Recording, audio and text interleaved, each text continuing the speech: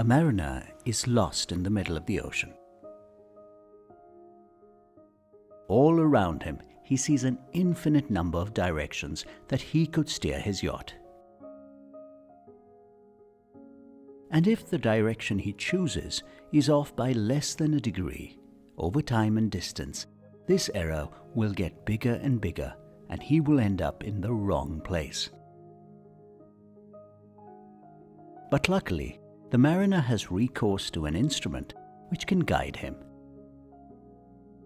An instrument that will help him to set course and also correct it when required. A simple instrument that does just one thing. This instrument points north.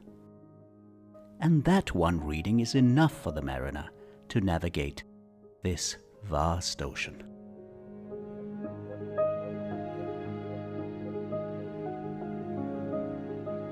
We navigate the ocean of life every day. Where is our compass?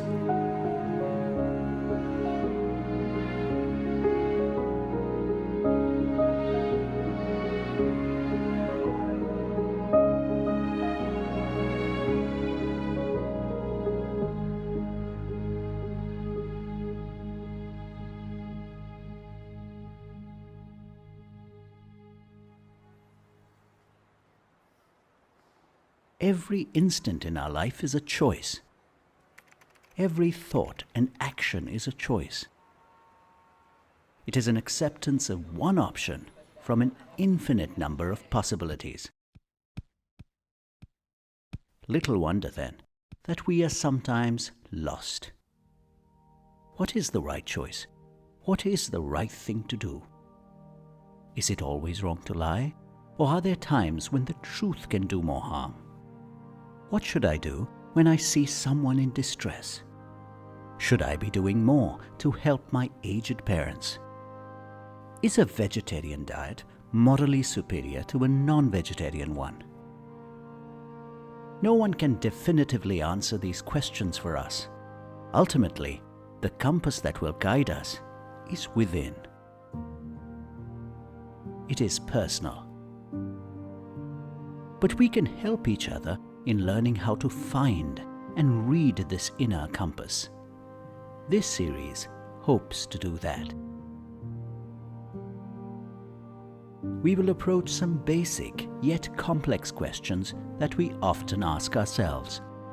Questions that are not easy to answer. Questions that put us in a moral dilemma.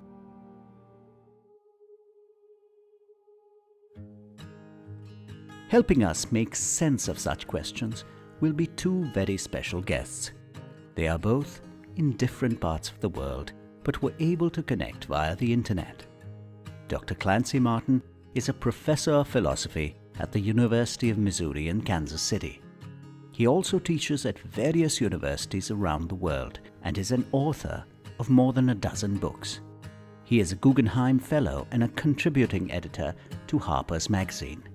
His writing has also appeared in The New Yorker, The Wall Street Journal, The New York Times, among others. He has extensive experience of the Western School of Philosophy, a tradition whose origin is most commonly identified with Socrates, followed by Plato and Aristotle.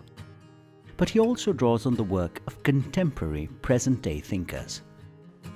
And I don't go to these thinkers so much for definitive answers. I don't think we're going to find definitive answers to these questions, and we may not want them.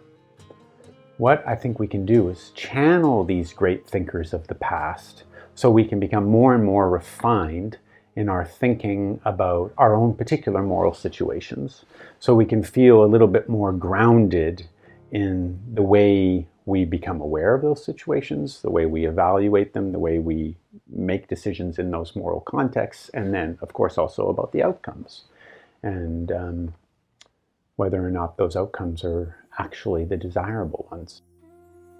Joining us from Kanha Shantivanam, an international community centered on meditation near Hyderabad in India, is Kamlesh Patel, or Daaji as he is more widely known. He is a best-selling author and guide to millions of people around the world. he proposes a meditative approach to life called heartfulness. Daaji is an original voice in an ancient spiritual tradition. His teachings arise from personal experience while reflecting his deep spirit of inquiry and respect for the world's great mystical traditions and scientific advancements. Daaji advocates bridging ancient tradition with modern scientific understanding. The East has had a long spiritual tradition of referring to the inner wisdom of the heart. We may call this intuition today. We experience and define a field of thought. We feel before we think. Love, care, gratitude, compassion. All these emanate from the field of the heart. The heart has about 40,000 neurons that play a central role in shaping our emotions, perceptions, and, more importantly, decision making.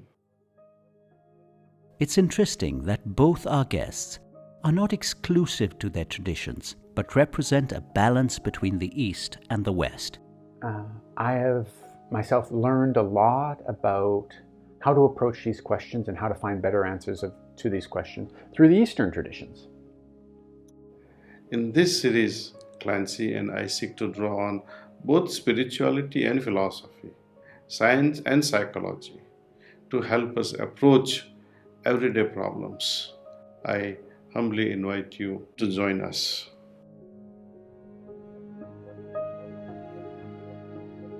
This promises to be a fascinating voyage, and more importantly, a useful one.